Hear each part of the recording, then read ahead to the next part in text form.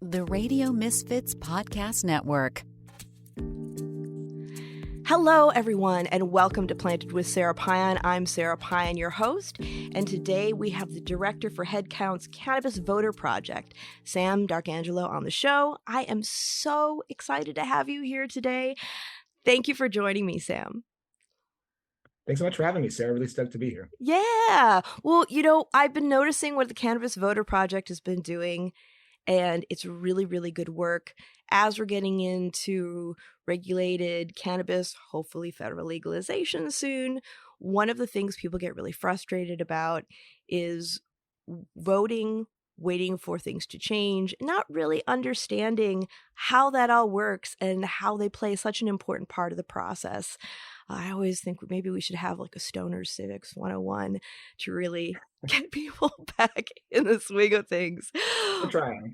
Yeah, well, thank you for your work. I just think it's really, really awesome. But before we get into that, I always like to ask my guests, what was your first cannabis experience? Oh God. I guess I experimented a little bit as a teenager. Wouldn't recommend people do that, developing brains and whatnot. But yeah, God, can't even really remember the specifics, but yeah, sometime in high school. Yeah, me too. And people always ask me, does that mean you condone youth access to cannabis? But I always feel that unless it's something that's medically necessary, because it can do some great things around that therapeutically with your doctor helping you along the way, that's one thing. But young developing minds, we really have to be careful about access. And that's why when we're getting into the regulated market, it's actually a really good thing, because even if you're a senior citizen, if you don't have your ID, you cannot get into those dispensaries. Absolutely. I think it takes some of the allure away too. When you're young, you're in high school, there's some kind of like cool factor that comes from going around the law and whatnot. But I think, as cannabis becomes more normalized, that gets a little bit dispelled too. And, that's not necessarily a bad thing. That's probably not the reason people should be trying cannabis. Oh, I know. Well, that's it. I mean, when you're young, a lot of us are precocious. Me, I was. Oh yeah. But that's what we're seeing, like when we're looking at the regulated market, and a lot of people are really worried about youth access. But studies are showing that the more it's mainstream and your mom and your dad or the adults in your life are doing it who you don't think are cool, it's not as much of a thing that you get curious about experimenting with, and the access is much more limited too. Yeah, all the studies that have come out over the past few years, most of them at least have shown reductions in youth use in states where this has been legalized. So that whole kind of sky is falling argument that was made before we started to see legalization roll out, one of the most common, prohibitionist arguments was, oh, think of the children. And, if anything, there's less use after legalization. I think it's important to point that out. That's it. And conversation is normalization. It's like last year I had Michael Steele on the podcast and we were talking, and I said, we don't see child safe packaging on, your dad's bourbon. Let's have some real conversations, because as we've seen, some of us who are more precocious, I never landed in the ER, but I like to experiment with alcohol when I was younger too. And I remember kids doing too much and ending up in the hospital getting their stomach pumped. And we aren't dealing with stuff like that with cannabis. So we really need to have some more critical thought and not be so frightened. And like I said, conversation is normalization. The more we talk about things, the more, it becomes normalized and the less mystical it is. One of the questions when we had the late David Crosby on the show, somebody asked, David, what would you say for teens using cannabis? And his answer was, tell them the truth. And I think that's pretty good in most things. Yeah. And then, get them to understand that their minds are precious and you really want to wait till you're an adult and we don't fully develop our brain. Well, hell, brain plasticity lasts throughout our lives, but those critical years, especially when a lot of things can pop up for us as far as being neurodivergent, we really want to protect our brains. Yeah, absolutely. As long as you don't go too far in the other direction of demonizing the whole thing either, it's exactly.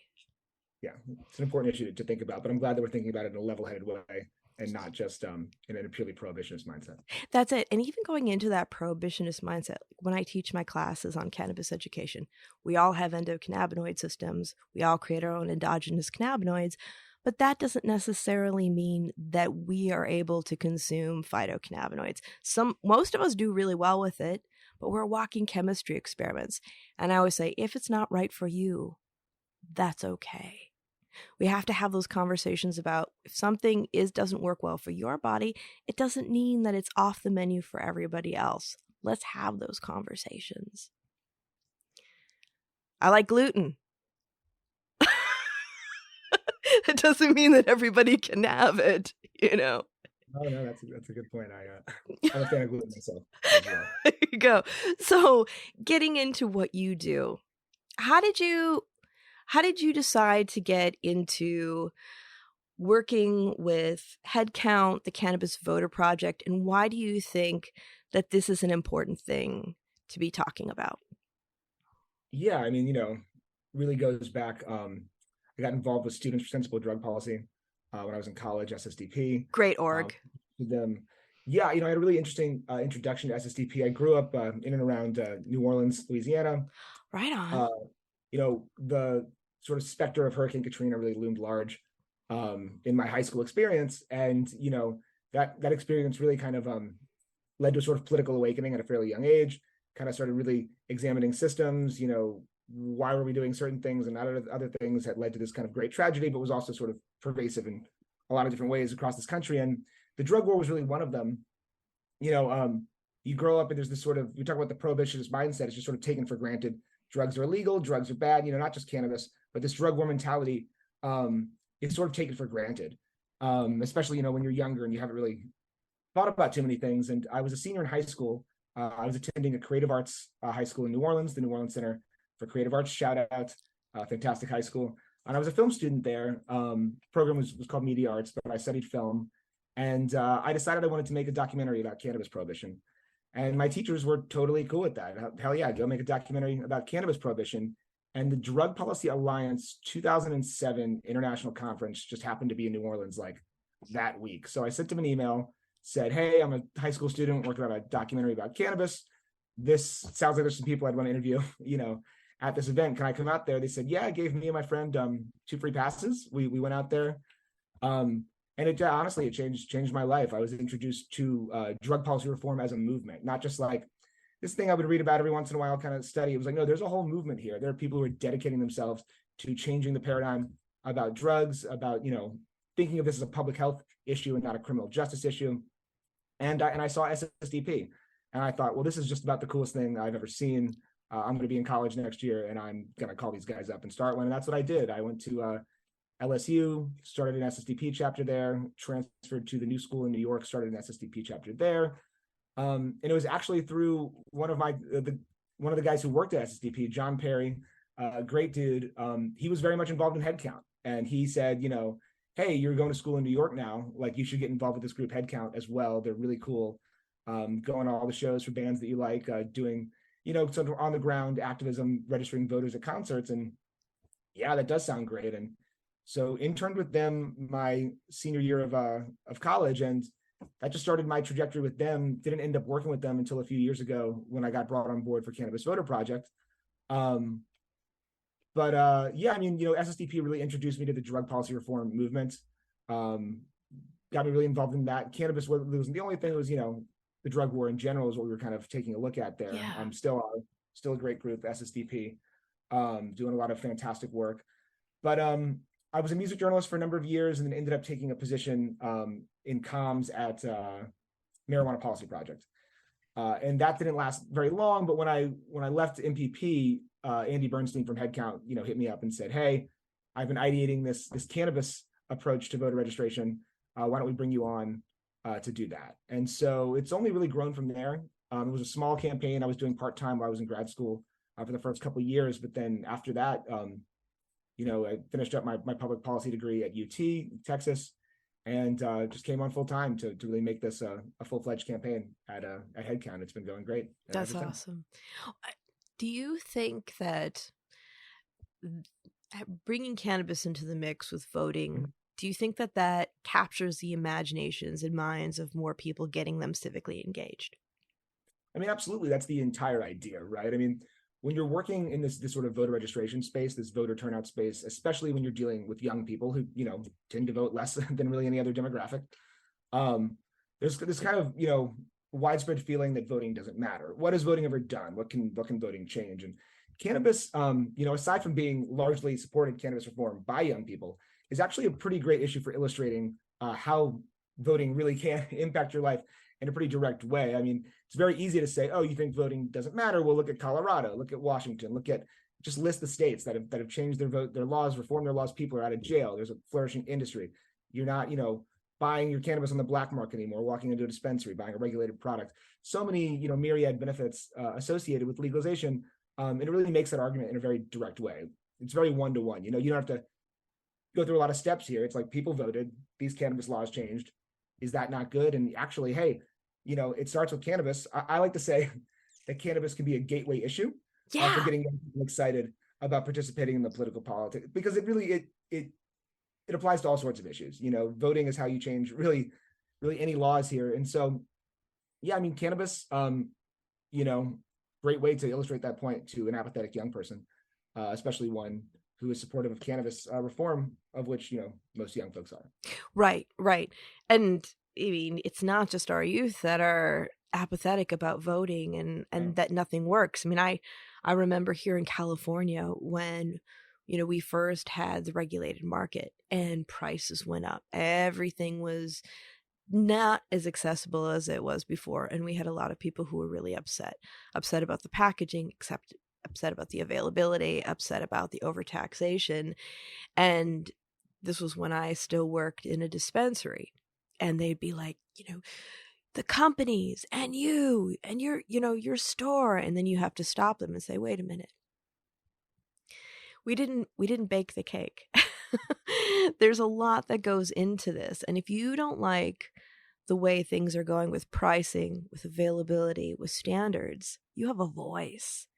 And people forget that. They forget that not only can they vote, but they can write or contact these policymakers that depend on their votes to keep their jobs and have that conversation. They have more power than they know.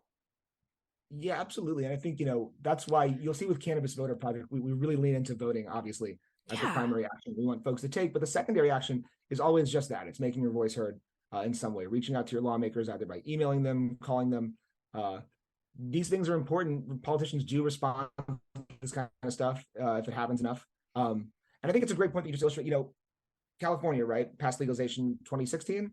And there's still obviously a lot of unresolved issues there. This isn't something that stops the second that a ballot initiative passes in a legal state. Every state, really, where legalization has been implemented has various, what we could call unresolved issues, things that people still don't agree with, threads that haven't been fully pulled. And this process doesn't stop. And so it's important to remind people that, this doesn't end the second that you pass that, what the headlines will call legalization bill. There's all sorts of things that need to be sorted out. You mentioned taxes and regulations. There's things, consumption access, will be lounges, delivery, opt-outs in different counties, things like that. How is the expungement process going to work? Is it going to be automatic? Do you have to apply? What are the sort of criteria that need to be met? These things have very real differences. What sort of social equity licensing structure is there going to be? All of this stuff, some of this will be sorted out in the initial bills, but most of it is still on the table and unresolved in most states after legalization happens. And so that's something we really like to drive home to people. You could live in a legal state. Doesn't mean that there aren't cannabis issues that you should be getting loud about. Right. Don't be defeated. Get active. Absolutely.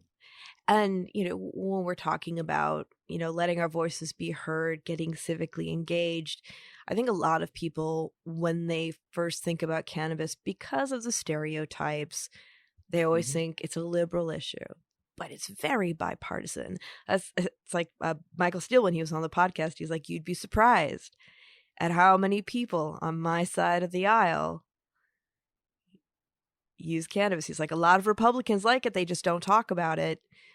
But one thing that I noticed too was talking to friends of mine who've been cannabis activists since like the late 60s, early 70s, that in the 80s, the Republicans were actually, there were pockets of the Republican Party that were much more pro-cannabis, much more towards legalization than the Democrats. So we can't look at it as a partisan thing. It's something that takes both sides of the aisle and, you know, your other parties, like your independents, your Green parties, your libertarians. We have a lot of libertarians in cannabis. And it really is about getting things done rather than what party you support. Yeah, I think, we like to talk about cannabis as a nonpartisan issue a lot. And there's actually a poll that came out recently, and a few polls have shown this, that while a pretty sizable majority of Americans want to legalize cannabis, you even now have slim majorities of Republican voters who want to legalize cannabis at the national level.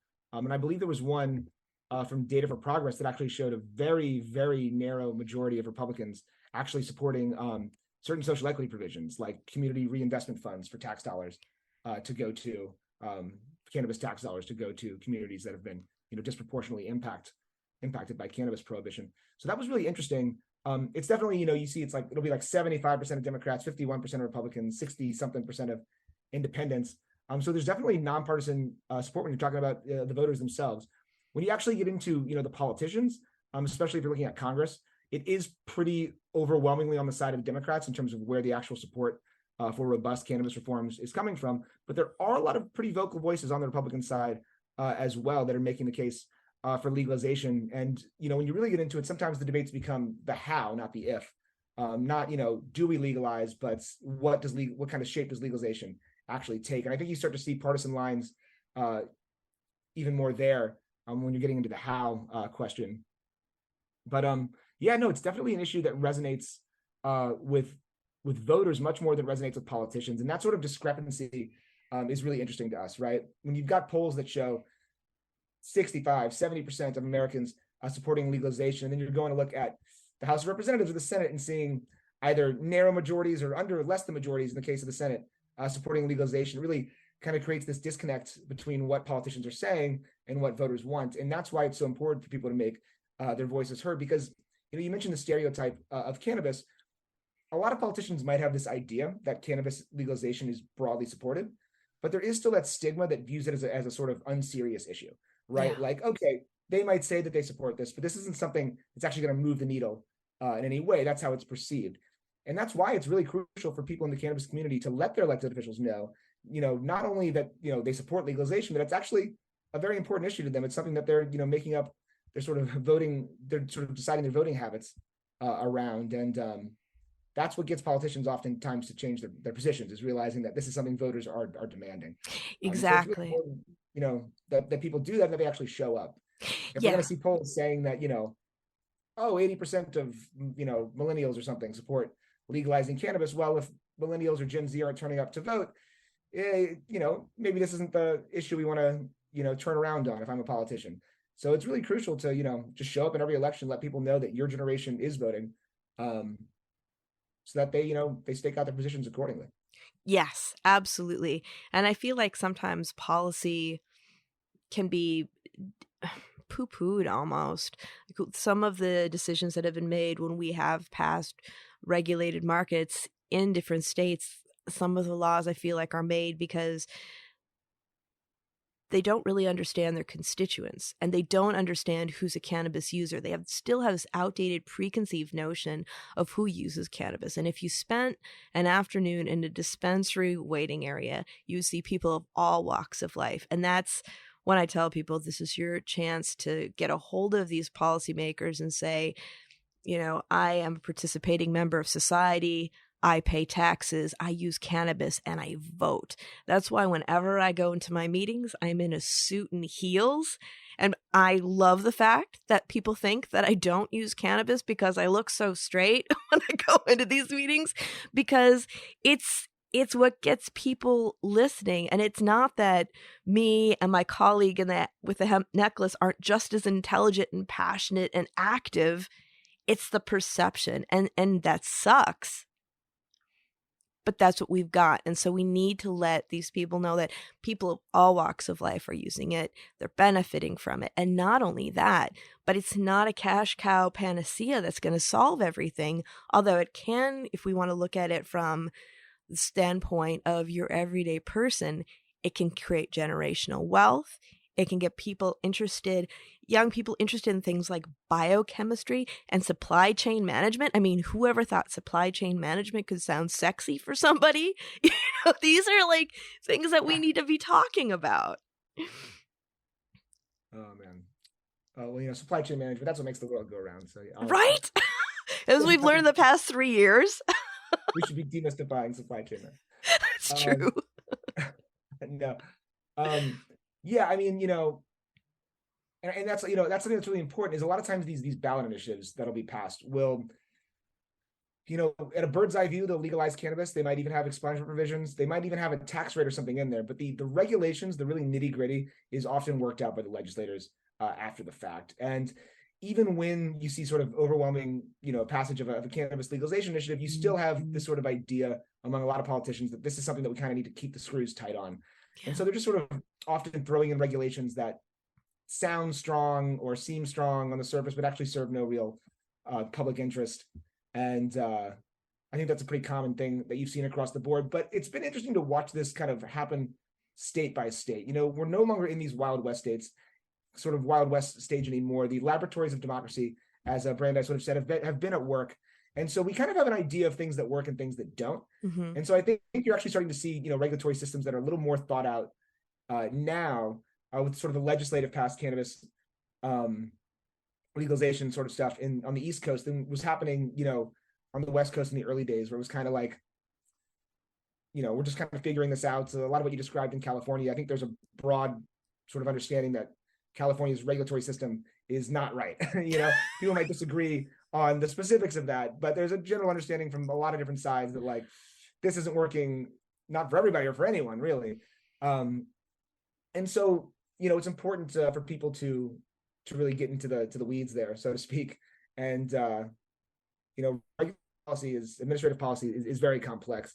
And so a lot of what we try to do at the Cannabis Voter Project is sort of demystify these things. I used that word earlier, but the legislative process can seem really opaque to a lot of lay people. Absolutely. And so it's good, sometimes if you're a person who not particularly politically active, but you care about cannabis, you're watching a cannabis legalization bill move through Congress, move through your state legislature, this can sometimes be your sort of first experience with the legislative process, the committee process, how things sort of move through a bicameral legislature. And it can be a pretty educational experience. And we try to, use those sort of teachable moments at the Cannabis Voter Project, use these kinds of things that are happening with federal legislation to kind of walk people through just how it all works. Because again, that has implications well beyond cannabis, and it's a good thing for people to understand. Yeah. So let's talk about some of the programs that you're doing, because I know that you're at a lot of music events, which is awesome because people are relaxed, open, they're having a good time. They see your very important messaging. I would imagine that they're more open to having conversations than in a lot of different venues. But let's talk about that and some of the other things that you're doing outside of that too.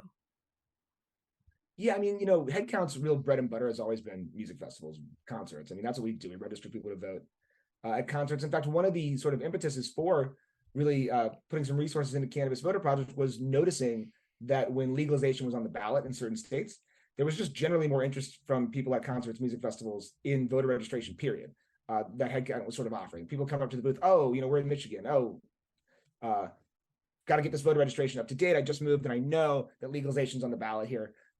That kind of stuff, we were seeing so much of it. And so we said, hey, we can speak to this directly. And we really try to meet people where they are. Where are the cannabis consumers in large numbers, and where they're receptive to conversations? And concerts, music festivals are always a good place for that. You don't necessarily have to be at a cannabis event.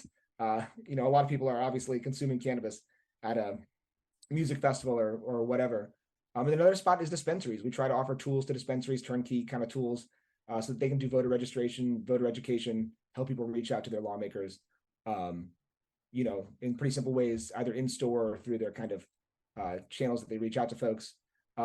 Any dispensary folks out there listening to this podcast, feel free to look me up, hit me up, talk about some of those turnkey tools, because we'd love to get that stuff going, in the retail occasion. Yeah. Oh, that's awesome. That's awesome, because a lot of times these conversations are happening in the dispensaries, and if they have it right there, and at that moment, if they're fired up enough, It's good to have the tools to be able to do something about it on the spot. And when we're talking about concerts and things like that, who are some of the bands and the organizations that you've been partnering with that you've been really excited about? We've always had a really great relationship with Dead and Company. They've always been fantastic. We go to a lot of their shows on their tours. I'm sure we'll be at some of them this summer as well. But the Outside Lands Music Festival this past summer was really cool. In San Francisco, they have an area called Grasslands. Yeah. Are you familiar? Yeah, Grasslands. Maybe they're doing that kind of thing at more music festivals now, but I know it was the first of its kind. It's for those of you who don't know, it's a sort of on-site consumption lounge. They actually are able to legally sell cannabis at the festival, at the music festival, in a sort of designated area called Grasslands. And so it's essentially an on-site consumption lounge, on-site kind of dispensary. Really cool. And we were there, just doing our standard activation, but with a very receptive audience because we're in this, sort of cannabis land. So that was really cool as well. Willie Nelson's Outlaw Festival has been a great place as well. We had a number of folks in a video that we did this past summer. Pusha T was one of the top line ones, really great rapper. In one of our Cannabis in Common videos, sort of calling on his fans to go and visit our website, cannabisincommon.org, where you can go, which is kind of a separate campaign within Cannabis Voter Project. But telling people to go visit that website, make your voice heard about cannabis issues. That was really cool. Yeah. The Lettuce has always been a great touring partner for us as well. We were on the road for all of their shows a couple years ago. We love working with musical artists, love working with dispensaries. Who else are we kind of blanking out here? Oh, the National Cannabis Festival is always a great one in DC. So we made lots of that events. Caroline Phillips, which does a really great job putting that on. It's they do a policy summit as well. That's a lot of fun.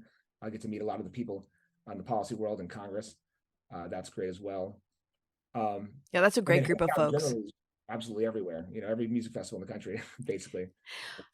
Cannabis and music go hand in hand. And with Grasslands, I think that was a really interesting case study too, because that was one of the first big festivals that had that. And every year it happens from a policy standpoint, because I've been doing cannabis policy in San Francisco since I was co-chair of the legalization task force.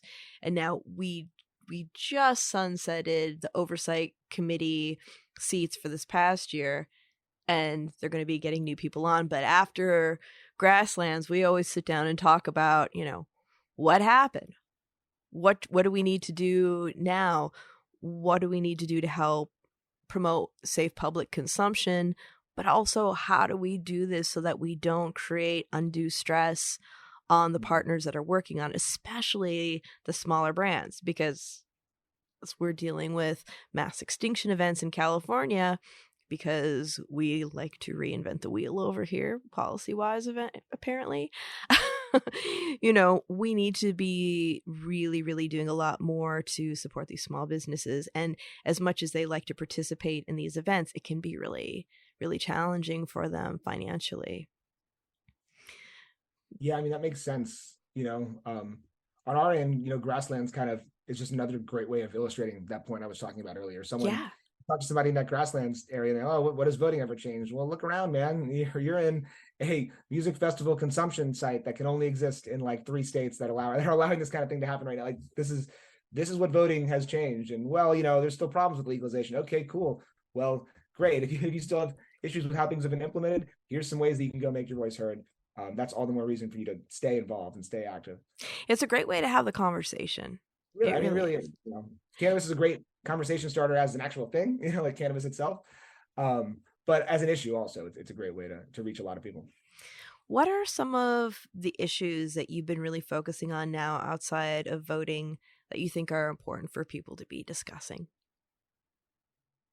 Yeah, the election just wrapped up. I think we're going to start talking a little bit more about what I was just saying earlier, those issues that kind of come into play after legalization, sort of consumer rights issues, things that kind of are left unresolved after, legal. And you've got 21 states now that have legalized. So we want to reach people in places where cannabis is legalized, covers about half the population now.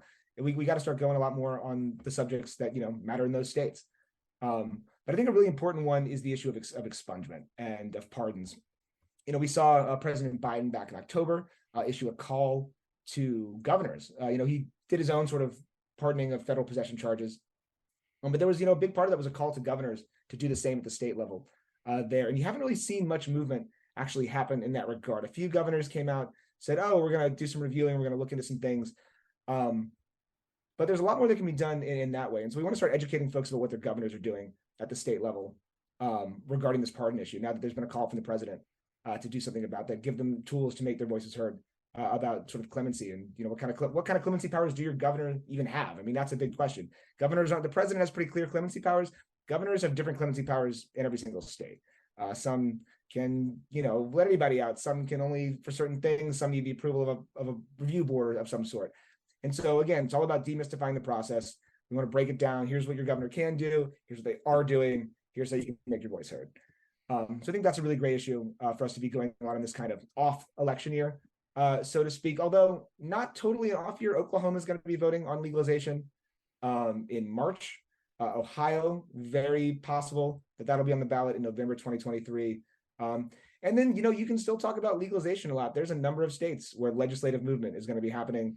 The state legislative level over the next few months already is really places like Minnesota, Delaware, where legalization could happen this year. And there's a lot of opportunities to activate people around the legislative movement that's happening there. Yeah, it's fascinating. It's fascinating to see how it's done in every state. When we first started out with this, and I would be lecturing in other states and working with, governments that were considering legalization or putting together their programs, the one thing I noticed back then was that a lot of the policy wasn't necessarily based on fact. They weren't necessarily looking to other states to see the mistakes that they made. And it was a lot of it was about state culture, which is extraordinarily strong, and stigma. Oh, yeah, that's something that I think, when you watch these sort of state legislative battles, it really is always interesting how the sort of peculiarities of each state sort of come to the fore. Yeah. And it's like, oh, what's going on here? It's like, oh, well, this guy is the rural, this and that, making the deal with, oh, okay. It's like, it can get a little crazy. I mean, here I'm in Texas, right? So I live in Austin, Texas, and Texas is really fascinating because Texas, I mean, in a kind of bad way, the Texas House has passed decriminalization bills on 2 occasions here in Texas, but they've not gone to the Senate to even have a vote. And the reason for that is because Texas has, not arguably, really, almost certainly the most powerful lieutenant governor of any state in the country. The lieutenant governor in Texas has the power to set the agenda in the Senate. So the Texas lieutenant governor has effectively veto power on anything coming out of the House. And we've, for the last few cycles, had a very anti-cannabis lieutenant governor here in Texas, Dan Patrick. And he has kept anything really from moving forward, on the decrim side in Texas. And he's also kind of forced Texas has an extremely weak medical cannabis program. You can hardly even really call it that. But there's an appetite at the state legislature to pass a more robust medical program. It's just, kind of struck down by Dan Patrick, who says, don't even try to pass that bill or else I won't let it go to the Senate. And so you've got legislators in the House passing sort of pre-compromising and are just putting forth, very paltry bills because that's all that he's sort of indicated that he'll allow to get to the next stage of the legislative process. And so that's something that really only can happen in Texas. But it's something that not a lot of people really know about or understand. And so it's, again, a great I didn't know that. That the lieutenant governor in Texas is more powerful, the lieutenant governor position than basically any other state. In some ways more powerful than the governor himself because of the power that he has over the legislative process. Wow. And there's a lot of people in Texas that would really like to have access to cannabis. Yeah, of course. I mean, I think it was 55-60% what the last few polls have shown in Texas. And people think of Texas as like this, as a red state, as a conservative state. And in some respects, that's true. When you look at the issue of cannabis, pretty clear-cut majority want to see those laws change. But because of, again, the peculiarities of our legislative system, our government setup here in Texas, bigger, bolder things have not moved forward. Well, and that also illustrates the importance of being civically involved in voting, because if you have a lieutenant governor that is going against the will of the people, you've got some issues. Absolutely. And, a lot of voters are frankly not going to pay attention to a lieutenant governor's race just right off the bat. And so, which brings, I guess, to another point, is cannabis can really be used to sort of show people that their vote matters really all the time. Everybody, presidential elections draw a lot of interest, midterm elections, a little less interest, but still a good bit of interest. But there's all kinds of races in these off years, as we want to call them, really no off years, if you really want to get down to it. Right. But local elections, how many major cities in red states have passed, decriminalization ordinances of various kinds? Might be the most that they can do, but it's something and it matters. And it's another reason to sort of stay on top of what your city council is doing. And a lot of people, again, not following what's happening at the city council level, not following what's happening at the state legislative level. I mean, most people in this country couldn't tell you who their state legislators are. And so, bringing in that issue of cannabis is a great way to really start that conversation. Like, do you know where your state legislator stands? Oh, you don't even know who they are. Okay, well, here's who they are and here's where they stand. And now you're getting somewhere. Yeah, that's it. And as you were talking about this, I was just thinking about different states, and I was thinking about Oklahoma in particular. Mm-hmm. Oklahoma, not really a blue state. No. I was doing some work there the other year and really looking at like so many people from California were going to Oklahoma because they're like, I can do my business, I can make money, there aren't as many regulations, they're giving away infused slushies at the dispensaries. And I went, and it was a very interesting study in almost a libertarian approach to cannabis. Very interesting. And going down in Oklahoma City, you saw all these storefronts. There was a lot of cannabis presence, but there were a lot of vacant storefronts that had been dispensaries. And so it was a really interesting way of looking at if we did something like a free market, almost like sink or swim. Let's see what happens. But then they've started reining it in a little bit more. And I think you have to. I mean, you do. It gets a little crazy after a while. But it's great to see like what happens if you approach it through a certain lens. And there are takeaways from that are really positive. And then there are things that you're like, okay, maybe we won't do that.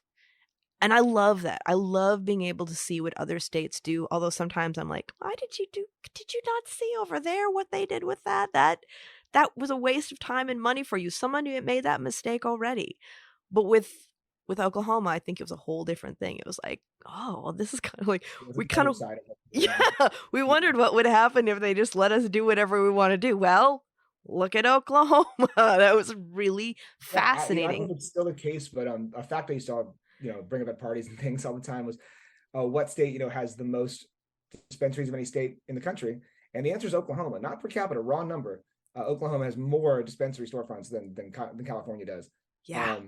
And I know that that's often in flux, and I'm not sure that that's the case anymore. But I think it is that Oklahoma has the most dispensaries, and it's because of this sort of free market approach that you're describing.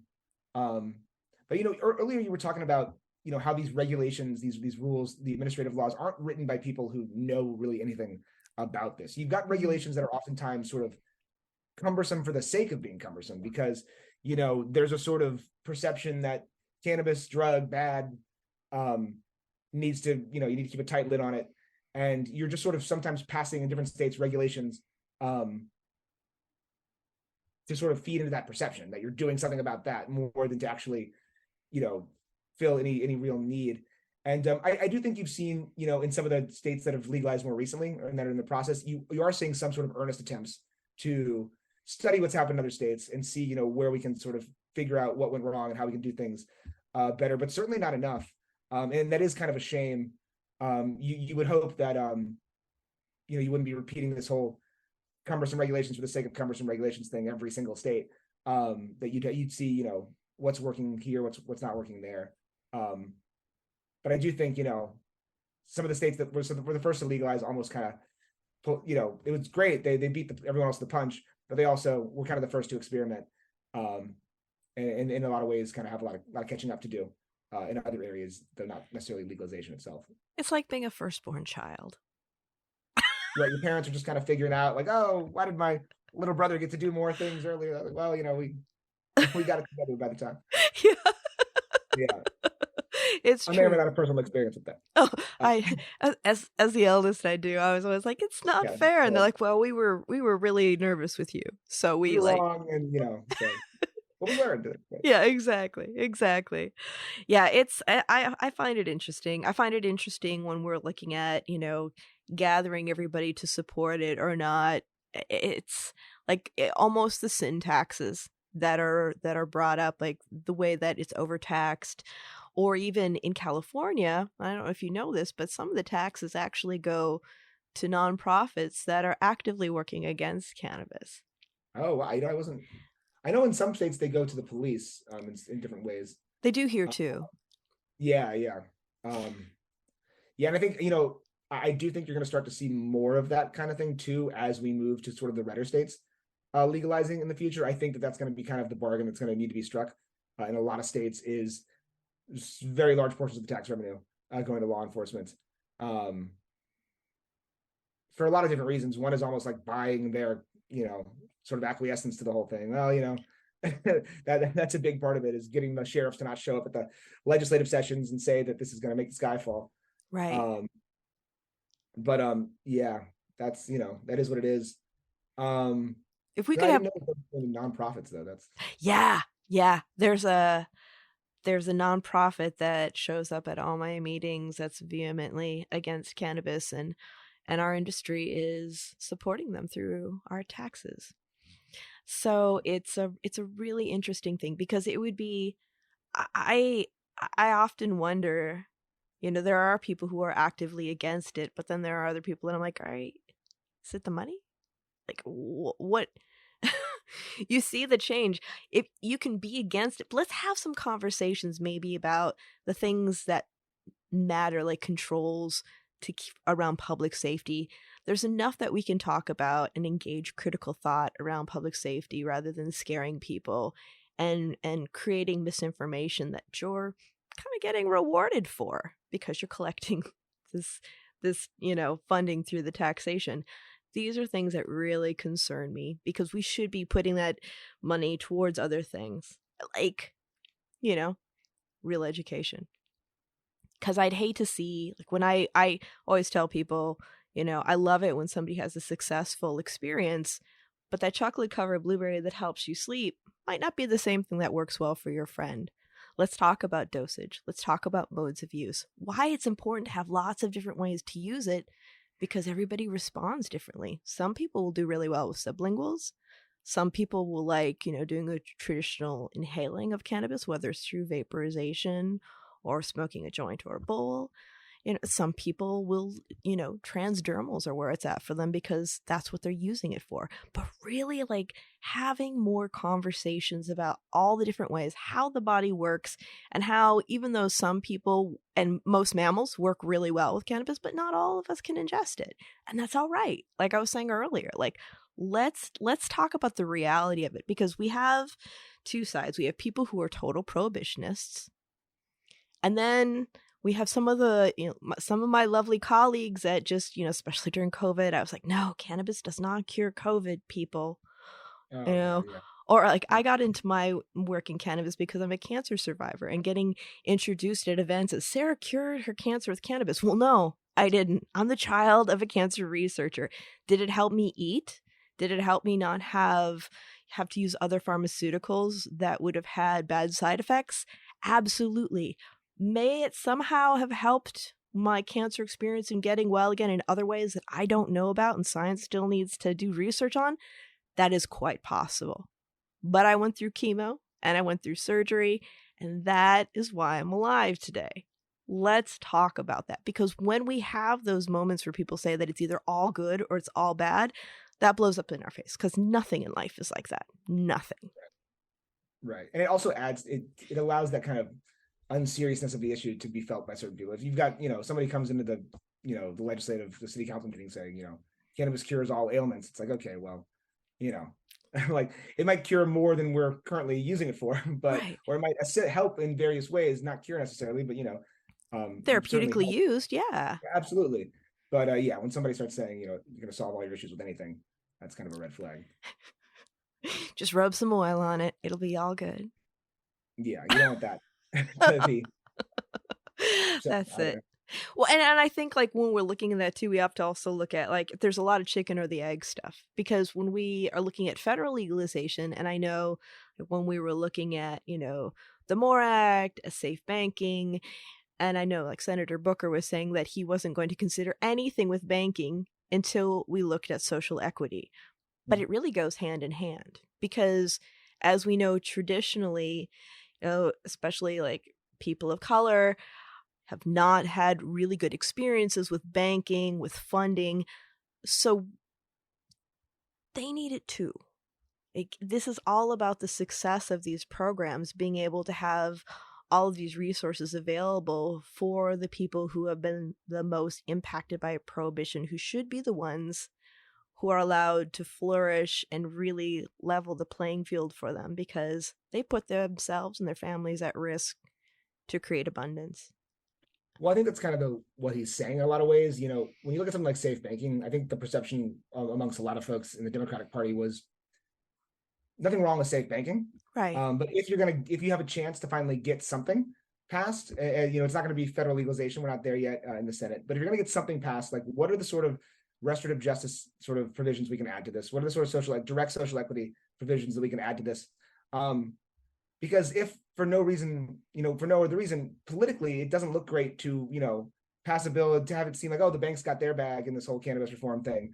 But, what happened to people who really suffered under prohibition for many decades? What have they gotten? And yeah, you can definitely make an argument that safe banking helps in some respects. But it's like, if you got this opportunity to get this over the line, like what can we attach to it? That's really going to help in a direct sort of way. Yeah. And so I think that was the calculus, there with that one. But ultimately, I think safe banking failed for other reasons. The Senate's just not there yet. Yeah, I think you're right. I mean, I just, if, spending time, like I'm on the equity subcommittee for California, and just the tears and the frustration from people that are trying to make things work, and all the money that they have to put into it before they can even break even, is really, really, it's frustrating to watch. And it hurts my heart to see how many people are suffering through this, and also because of the issues with banking, they've had to rely on lots of different ways to get investors, which is a lot of footwork and really frustrating. People, getting investors from family, friends, or companies that are predatory, that take away, percentages of ownerships. And these are things that's why I feel like it goes hand in hand in many ways. It's like, yes, a lot of people will benefit from banking opening up, but if we can do this together with the social equity programs so that it makes the most impact for these people who are greatly impacted by their ability to do the work. And I mean, when we're looking at just the social justice aspect, it is such a slap in the face that for 10 years, I was selling cannabis, working for a dispensary, and people are still in jail for what I get a taxable income for every day. I mean, I think that's the greatest injustice, frankly, in all of this. Yeah. There are states where cannabis is legal, and there's still people who are either in jail or are having, their criminal records, continue to have cannabis on their criminal records, keeps them from getting jobs, housing, education, all sorts of things. And that's a kind of discrepancy that I think, really on the voter side of things really motivates people. Like when I talk to folks, safe banking is a really interesting issue, but I do, often tell people when I'm talking to people at the booth, when I'm talking to people at events, safe banking is not a thing that ever comes up amongst your sort of lay people, right? Like you're kind of your average member of the cannabis community. I say, rightly or wrongly, it's considered by a lot of people to be a cannabis industry issue more than a cannabis community issue. Yeah. But expungement, pardons, the fact that there are people still encumbered with criminal records. I mean, that's the thing. Other than legalization itself, that's what people want to talk about. How do we get people out of jail? How do we get people's records cleaned? That's the thing that people want to talk about. And so I think that's really key. One of the interesting things that I saw, and it's kind of a bit of a tangent here. I love tangents. Yeah, I mean, this is something that I want to bring up because I thought it was really fascinating. If you looked at the initiatives that were on the ballot in 2022, you had Maryland, Missouri that passed, and then you had Arkansas, North Dakota, and South Dakota that did not pass. Now, of those five, Maryland and Missouri were the only two that included any kind of provisions for expungement. And those were the two that passed. And if you look at some of the things that were said about the initiatives in places like Arkansas, I think worked against the legalization initiative in that state to not have restorative justice provisions included in the actual initiative itself. If you go back to 2012, when you see what's happening in Colorado and Washington, they don't really include any kind of expungement provisions. But that's because this is uncharted territory, right? We just want to get this over the finish line. Expungement, we don't know what kind of a cell expungement is yet. So we don't want to, we know where people stand on legalization. But if you throw expungement in there, maybe it's a tougher sell. Maybe that'll be the thing that gets this not over the finish line. But I think you can't say that anymore. I think if you look at things today, there aren't that many people. I can't imagine the voter out there who wants to see cannabis legalized, but doesn't want to see people have their rights restored, people put out of jail, people have their records expunged who did something that's now legal. That voter probably exists somewhere. Maybe there's a half dozen of them across the country, but they're not very common. But what there is a voter who says, I'm supportive of cannabis legalization, but I'm looking at this cannabis legalization initiative, and the way it's written, it looks like it's going to allow me to purchase weed. It's going to allow people who already are connected to get wealthy selling weed, but it's not going to do anything for the people or do much for the folks who were harmed by prohibition for decades. And because of that, I'm actually going to withhold my vote. And I think that there's more of those voters than there are the voters who are scared away by something like expungement provisions. And, I guess maybe it's a little roundabout way of getting there here. I don't know if I've gotten off track here, but I think you're right on track. Keep going. My point is that it's to the benefit of any legalization campaign to go very hard in the paint for restorative justice, because it's something that your average member of the cannabis community really, really cares about. And it honestly is a little suspect if that kind of stuff is not included in your initiative or in your push for legalization. So, I just want to point that out. People pushing those legalization initiatives, there were 5 last year, 2 of them passed, and those 2, it's complicated. There's a lot of reasons, but the 2 that passed had strong or relatively strong restorative justice provisions, expungement provisions, and the 3 that did not pass did not have any such provisions. So something to think about. Yeah, and I think too, with normalization and as we're seeing more regulated markets, some of the nonprofits that before may have thought it was an important thing but didn't want to get involved because of the legal status are starting to get more involved. Prior to being in cannabis, I worked in civil rights, and I worked for one of the oldest civil rights organizations, actually the oldest on the West Coast, Lawyers Committee for Civil Rights of the San Francisco Bay Area. And they have a program called Legal Services for Entrepreneurs. And when I was working there, we wouldn't have touched cannabis with a 10-foot pole. But I reached out to them because I love my old colleagues. They're wonderful. They do great work. And I was asking them, the Legal Services for Entrepreneurs program, where they get a lot of attorneys from big firms offering pro bono help for people to start their businesses.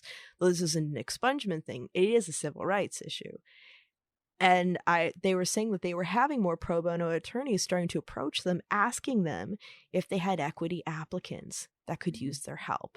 And I think that that's a beautiful thing, because we can also look at that around expungement and creating more programs. Like Golden Gate University in San Francisco has had a lot of expungement program work that they've been doing, and really getting these people who believe in this and have the tools to do it. And they don't have any skin in the game. They're just about getting people up and moving and, just empowered and able to get on with their lives. Because before, when we were putting a lot of the foundation, we had people who were offering to help, and some of them had the best of intentions, but a lot of it had to do with like cost. And now we have more help. We have more people that want a seat at the table to be able to help without complicating things, and we need to start utilizing them more. Yeah, that's great. Just from the from the voting angle. There's a whole lot of voters who I wouldn't even call cannabis voters. These aren't people who care about cannabis particularly as an issue at all, but they certainly care about civil rights. Yeah. And expungement as it relates to cannabis is something that's more important to them than really any other aspect of the issue. And it's just something that I think should really never be ignored by anybody in this space. Getting people out of jail, getting people's records cleared, that is what motivates people to vote. It's what gets people excited. If you're a politician, you shouldn't just be talking about legalization. You need to be talking about legalization and restorative justice all the time, because that's what motivates your average cannabis voter, or even your sort of civil rights voter, whatever you want to call them. safe banking, a lot of these sort of things, I mean, they're obviously very important, but they're not the things that really. But when I saw what happened with safe banking, there were so many people, oh, can you believe that they're dropping the ball around safe banking? And it was like, it doesn't really surprise me that much. I mean, I would love to see safe banking pass, but they're not making it a priority because, outside of like people involved directly in the cannabis industry, it's really not a priority for many people. It just isn't, for many voters. They might see a headline that says, cannabis banking thing sorted out by Congress. Oh, that sounds nice. But it's not the thing that's going to get them to call their representative. It's not the thing that's going to get them to consider who they're going to vote for in this or that primary or whatever. And so, yeah, I mean, but restorative justice is, expungement is, legalization, broadly speaking, is. So we'll see how things go. The Senate, this new Senate is arguably less cannabis friendly than the last one. So we'll see how not the Senate, excuse me, the House. The House. Is certainly less cannabis friendly. We saw the MORE Act pass twice, both in 2020. Excuse me, was it 2020 and then again in 2022? So the MORE Act passed. I don't know if the MORE Act could pass in the current Congress. Maybe some kind of legalization bill that included less social equity, included less restorative justice, that might be able to get through a kind of Republican-held Congress, because that is a bit of a dividing line when you look even among the Republicans who tend to support legalization. There's less enthusiasm for the sort of social equity side of things, and so that's kind of a dividing line there. But yeah, I mean, it's going to be really interesting to see how things go in this next Congress. You arguably did have your kind of last chance for 2 years to really get some kind of big cannabis legislation passed. But that may or may not be the case. I mean, public opinion is shifting. More and more Republicans are coming on board. It was kind of, back in 2020 when you saw South Dakota and Mississippi and Montana sort of pass these legalization initiatives, or the medical, in the case of Mississippi, 2 of them were then thrown out by the courts in those states. But these are red states that passed easily, major cannabis reforms. And, I thought it might send a signal to some, politicians on the right that maybe this is an issue that we need to start, incorporating a little bit more into our platforms. This isn't something that's a third rail for our voters at all. You didn't really see as much of that happen as I would have liked. And then seeing Arkansas and both the Dakotas, fail to pass their initiatives this time around, you're not going to get that boost, unfortunately. If anything, it kind of makes the opposite argument. Although I think the reasons that they didn't pass in those states are much more complex than yes or no on legalization. Congress is not where I think a lot of the movement is going to happen over the next 2 years. I think we're going to be looking at the states. It is not. If you look at that's the speaker vote made me want to smoke. Yeah, like, okay, yeah, they can't even, yeah, they're not going to sort out the speaker of the House. Let's see how they sort out, cannabis. I'm really intrigued by, President Biden's review of the schedule status of cannabis. That was a sort of largely unnoticed thing in a lot of outside of the cannabis community that wasn't in the headlines that you saw about that. It was, Biden pardons X number of people.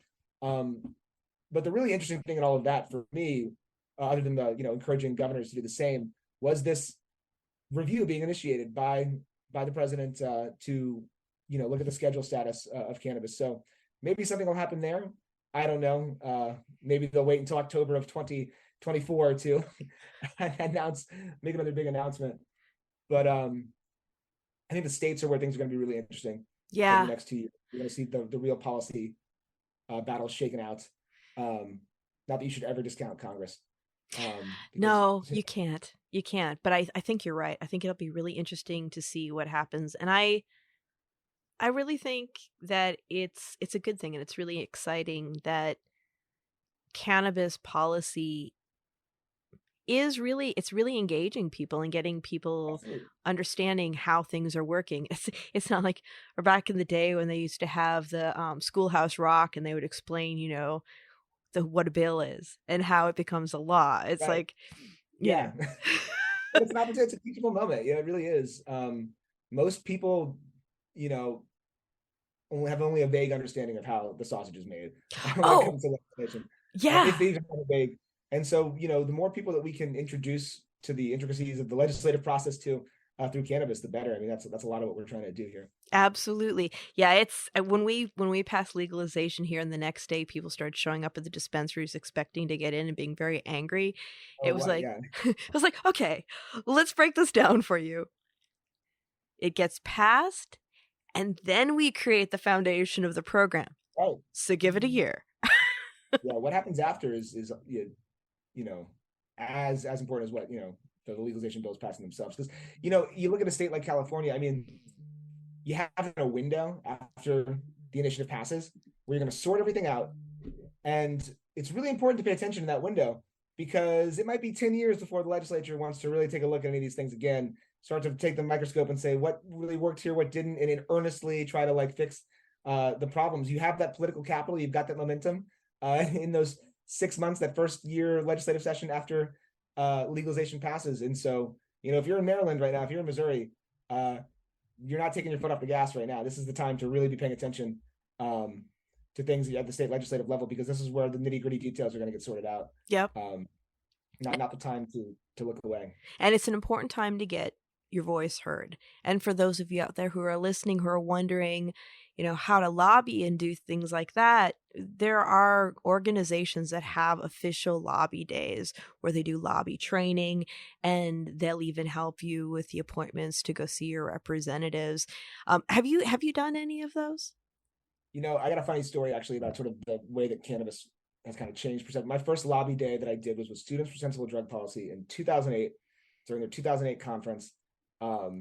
Myself and a number of other students from LSU, Louisiana State University, and then another college in Louisiana. And we went to lobby the office of Senator David Vitter, no longer senator, former Senator David Vitter. We went there and we were met by a staffer, and he listened very patiently as we explained to him. We kept it, you know, we wanted to keep it, our expectations low. So it was medical cannabis. We weren't talking about legalization, we're talking about medical cannabis. This is 2008, talking to Louisiana congressperson, gave our pitch, and he sat there very intently. And he listened and he said, okay. And when we were done, you know, I thought maybe we're reaching this guy. He says, yeah, kids, come with me. You seem like some young men who really care about your community, really invested. Have you all considered, and then gives us some brochures, joining the U.S. military? And then he says, oh, the Navy, the Air Force, giving us all the little Coast Guard brochures and things. And we were just like, what the hell? Like we thought we were getting some kind of thing. This guy was just shutting up for waiting to give us the pitch on the military. He's like, okay. And that's how seriously we were taken. You know, I don't think, even if you were dealing with a senator from Louisiana now, I don't think you'd be dismissed like that today. I don't think at all. I think that would be taken, you'd probably be politely declined, politely told no, but it would not be, you know, shrugged off in that kind of really disrespectful way, frankly. Yeah. But nonetheless, lobby days are great. I don't want to talk to you about lobby days. We're trying to give lobby days a bad rap. 2008 Louisiana, lots of great organizations. I did it in New York for my New York congressperson in 2012, and totally different experience. And yeah, lots of organizations do those. SSDP, I believe, is still doing them for the students. Americans for Safe Access does it too. Yeah, NCIA, I know, has their lobby day. Yep. As well. Normal, I'm sure, does some things. There's a lot of different organizations involved in that, but not everybody can get up to DC. But you know, state governments much more accessible. City council meetings, oh man, you know, the most vocal people in every community are sitting there in a city. You can have so much power at a city council meeting just by being, you know, a half dozen people who show up and make noise about the exact same issue every single time. You can really disproportionate amount of influence. I mean, local elections are where really, I mean, not that all elections don't matter, but local elections are where your vote really matters the most. You know, all kinds of cannabis issues are coming up all the time. You can get, you know, lowest enforcement priority initiatives passed. You can get decrim passed. There's a lot of contested spaces at the local level when it comes to cannabis. It's really important. And even if, you know, even if we were at a time where like people were getting poo-pooed, it's like the more voices they hear, they may not take the first voices as seriously, but as it starts to go and they start to realize it's an issue, it's got to start somewhere. So absolutely. You know, it's like you're saying with your less than satisfying lobby day experience, it paved the way for other people to have fruitful conversations, which is super important. And for people who want to get involved with what you do or reach out or follow what's going on with Headcount or the Cannabis Voter Project, what are the best ways for them to do that? Yeah, so we have our website, cannabisvoter.info. And I should have plugged this earlier because I always It's important to I was going to ask you, don't worry. Oh, yeah. www.cannabisvoter.info. We track where every single member of Congress stands on 7 different cannabis issues. So you can find out if they support banking. You can find out if they support medical cannabis. You can find out if they support, social equity provisions, expungement, federal legalization. We track 7 different issues based on their voting records, their public statements, their campaign materials, things like that. And you can also go very easily make your voice heard. Use our little tools there to automatically reach out to your state and federal legislators, your governors, and you can register to vote. You can look up your voter registration status. Remind everybody, if you've moved in the last couple of years, you might need to re-register to vote. Every time you move, it's not are you registered to vote, it's are you registered to vote at your current address. So that's www.cannabisvoter.info. And then we have another website, Cannabis in Common. This was a kind of separate campaign that we launched. You can go to cannabisincommon.org. This is a federal advocacy sort of campaign, specifically around stuff that was happening at the federal level. We put out some really great materials with Seth Rogen, Sarah Silverman, Pusha T when we launched this campaign. It's been a really cool one. So that one's more of an advocacy thing. If you want to go reach out to Congress specifically, you can check out cannabisincommon.org. But otherwise, all of our resources, cannabisvoter.info, the Cannabis Voter Project. Oh, that's cool that you were able to work with Seth and Sarah. They've both been really great about getting their voices heard and getting out there. It's really important that we have people who are in entertainment and other visible areas to talk about it, especially to normalize it and get people to know, hey, it's not just me. I don't just feel this way. Other people do too. I'm really, really happy that we talked today, and I'm looking forward to having more conversations with you. I just think what you're doing is incredibly important, not just about cannabis, but civic engagement is such a huge thing. In this day and age, a lot of people get really frustrated and feel like they don't have a voice, that it doesn't matter. So I really appreciate that you and your organization exist to remind people that they do. Yeah, well, thank you so much. I really appreciate those kind words. Yeah. Thanks so much for having me on here. I love the podcast, and look forward to our conversations in the future. Thank you. Until next time. And everyone remember, Planted is twice a month. And if you like listening, please give us a review, share it with a friend. Let us know what your favorite episodes are. And if you'd like to stay in touch over social media, we are Planted with Sarah Pion on Facebook and Planted with Sarah on Instagram and Twitter. You can also go to our website, www.plantedwithsarah.com, or listen to us on our parent network, Radio Misfits Network, where there are other great podcasts, like one of my favorites, the Winemakers Podcast. So check it out. You can listen to Planted wherever you listen to your favorite podcast, whether that's Pandora, Spotify, Amazon, Google, Apple, Stitcher. Tune in. We are there. So join us. And until next time, stay curious, stay safe, and remember, it's a wild world out there. Be good to one another. Until next time, take care.